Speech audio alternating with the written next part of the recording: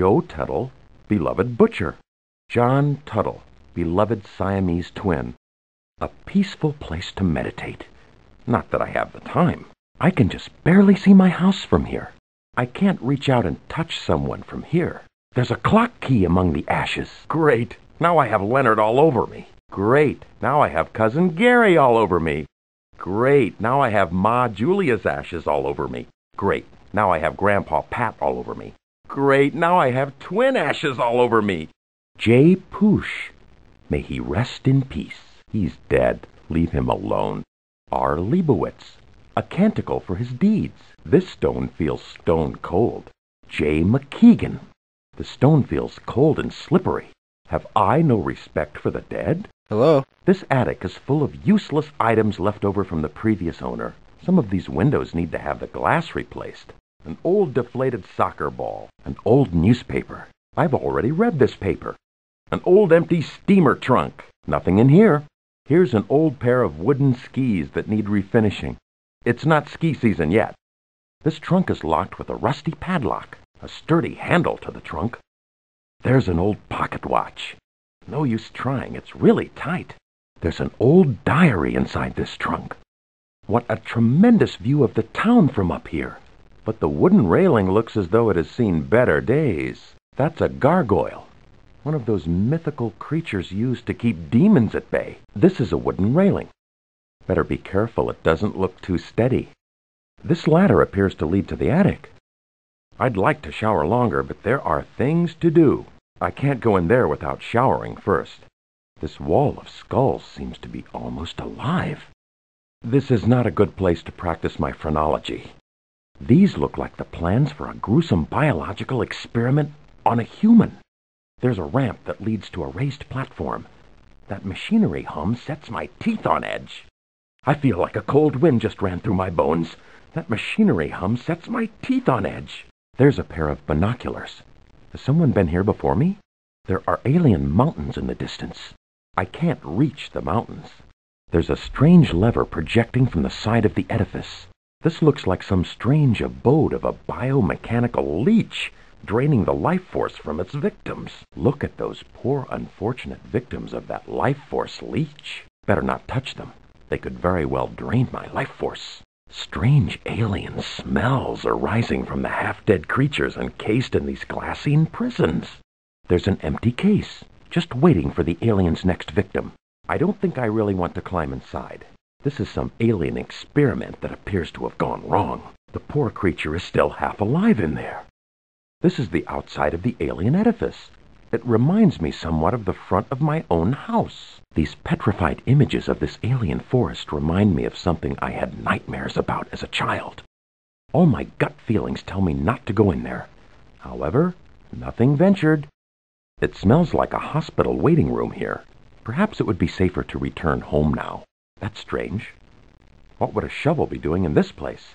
There's a horrible and ancient-looking alien leering at me through the frost-covered viewport. The alien's power source appears to be located in this chamber. These tubes bring the energy needed to keep the ancients in stasis. Looks like an organic computer that directs power to the ancients. This organic computer is rubbery and strangely warm to the touch. This is the heart of the power nexus. I feel it vibrating with alien energies.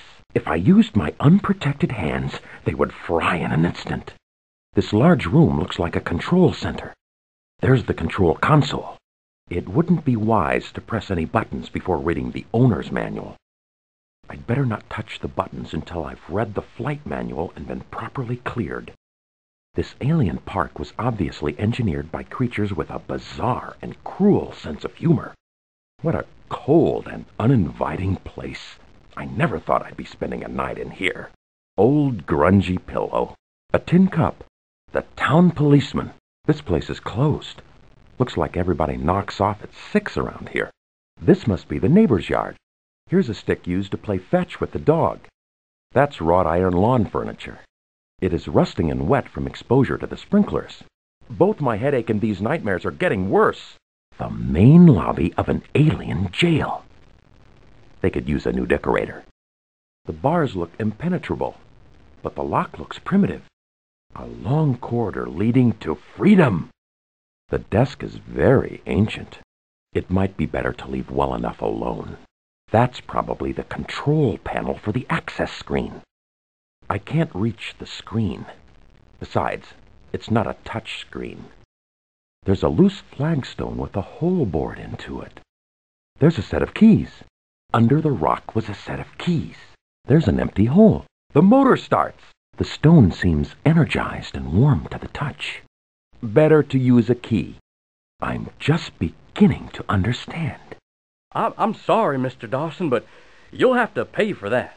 Serve yourself, Mr. Dawson. That's the last bottle of scotch. Boy, Delbert's gonna be mad. Hi, you must be Mike. I'm your neighbor, Delbert. Why don't we get together tomorrow? I'll meet you outside your place at 6. You're a writer, huh? I'm a lawyer by trade. Why don't you take one of my cards? Good to see you, Dawson. Follow me. Boy, that's smooth. Thanks for coming by, Mike. Hello, Mike. This is Sue at the library. We have a book on hold for you, so please drop by sometime. This card really should be kept with the book. You'll find that one in aisle C. It's the one with the green cover. Hi, Mike. Here's the book that was put on hold for you. I'm not really sure why I'm here, but I just felt drawn to you. I know it sounds strange, but what's even more strange is that I found these pills in my purse. It's a prescription filled in your name for relief of severe headaches. An unnatural glow emanates from the chamber. Strange machines provide energy, nourishing the creatures cocooned in their sacks.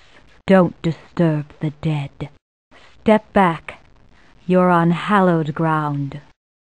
The horrible shape twists and writhes as it hangs from its biomechanical umbilicus. You have dared to touch an ancient. You die. Alien graffiti scars the walls. No one who enters here ever leaves alive. The sign over the doorway, if you could read it, would tell you this is the Dreketh Guards Recruitment Center. Before you is the Recruitment Center, where genetic engineering is being conducted on the recruits. You're in the Great Archive Chamber. Many of the ancient secrets are available here for those who know how to access them. You don't need to register. They already have your number. You have just engaged the main engine startup sequence. Steal from those who protect you, or you will not be able to protect yourself in the dark world. What you do in the light is reflected in the dark. Leave some doors open before crossing over. Turn yourself in and leave behind the key which will only work in the dark world. Greetings, Michael. I've been sending you messages over the radio. The ancients have implanted an alien embryo into your brain. If born, this creature will destroy you and all of mankind.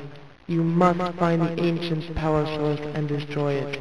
Also, the police in your world are under the control of the ancients. Avoid them at all costs. Hurry, and good luck. Remember, anything seen in the mirror is not real. Only the mirror itself is real. So that's where my gun went. You're going to rot for a few centuries, human. Greetings, human. I am Audo, prisoner of this dungeon for 9 years. I am prepared to give you the gift of invisibility in exchange for my freedom. Come here, Dawson. I want a word with you. You're under arrest, Mr. Dawson. Come with me. A friend of Dilbert's, huh? Come with me, Dawson.